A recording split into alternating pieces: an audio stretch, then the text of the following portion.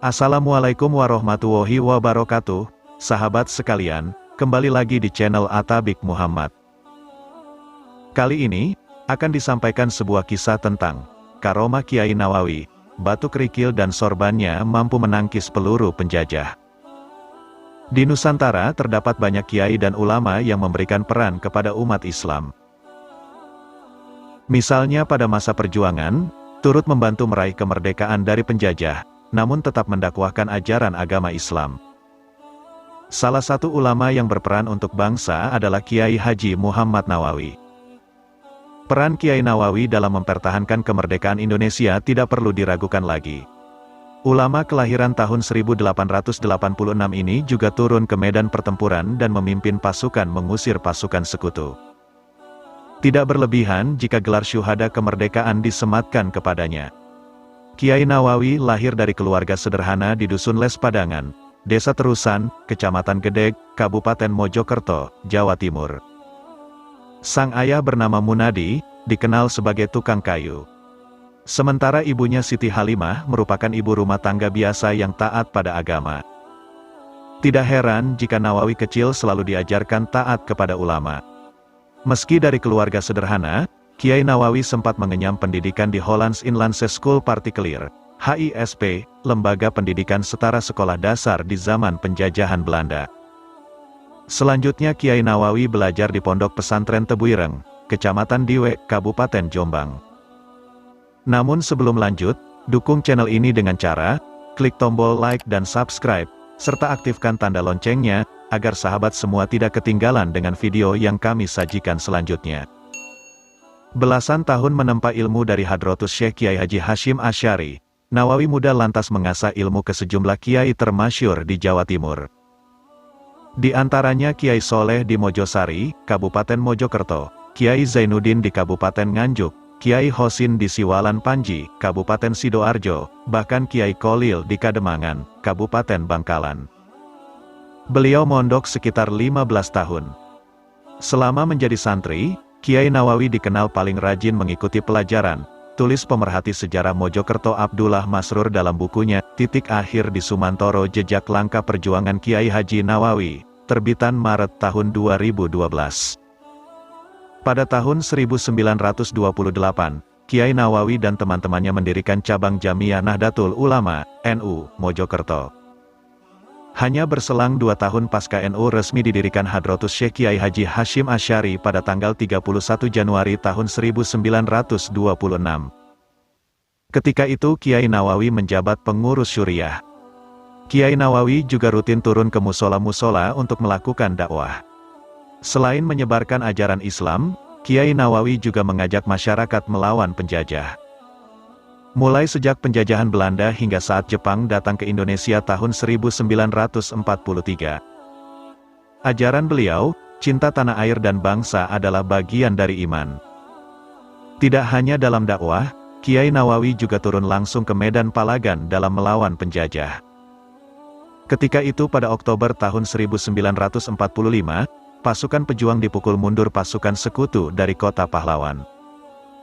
Tentara gabungan Inggris, Gurkha dan Belanda, ingin kembali menguasai Indonesia yang baru saja memproklamasikan kemerdekaan pada tanggal 17 Agustus tahun 1945.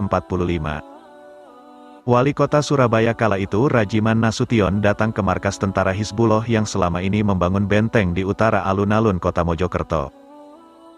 Kepada para kiai di Mojokerto, Rajiman meminta bantuan mengadang pasukan sekutu yang hendak menguasai Sidoarjo dan Mojokerto. Meski tidak mudah lagi, Kiai Nawawi menjadi orang pertama yang menyatakan kesiapannya turun ke medan pertempuran. Bersama Kiai Haji Mansur, Kiai Haji Abdul Jabar, Kiai Haji Ridwan serta beberapa pasukan Hizbullah. Pasukan Kiai Nawawi masuk ke Sidoarjo. Pasukan ini bergabung dengan pasukan kiai-kiai dari daerah lain di bawah pimpinan Kiai Haji Hasan Bisri. Banyak pertempuran yang kami alami saat itu. Mulai dari pertempuran Surabaya, kemudian di wilayah Sepanjang, Kedurus, Kletek dan terakhir di Sukodono, Sidoarjo, tutur Sueb, salah seorang santri Kiai Nawawi yang saat itu turut serta ikut dalam perjuangan mempertahankan kemerdekaan. Kiai Nawawi, ungkap dia, merupakan sosok pejuang sejati. Ia tak pernah merasa takut melakukan kontak senjata dengan pasukan Belanda dan Inggris. Seakan tidak takut peluru, Kiai Nawawi selalu berada di baris terdepan saat pertempuran dahsyat pecah. Sueb pun mengungkapkan bahwa Kiai Nawawi juga membekali para santrinya dengan benda-benda yang telah dibaluri doa. Ketika hendak berperang, saat itu, kami semua minta suuk dari Kiai Nawawi. Saya diberikan kain udeng. Sebelumnya kain udeng itu sudah dirajah oleh beliau. Saya dan teman-teman seperjuangan, kalau tidak salah sekitar 17 orang, membawa bekal masing-masing dari beliau, imbu Sueb. Tidak hanya kain udeng, dari cerita-cerita yang berkembang di masyarakat, ada juga santri Kiai Nawawi yang dibekali 7 butir batu kerikil. Kabarnya butiran batu kecil itu bisa meledak layaknya granat tangan. Ada juga yang menyebut jika sorban Kiai Nawawi mampu menangkis peluru yang keluar dari moncong-moncong senjata tentara sekutu. Insya Allah semua itu benar. Beliau, atau Kiai Nawawi, memang memiliki ilmu yang cukup tinggi.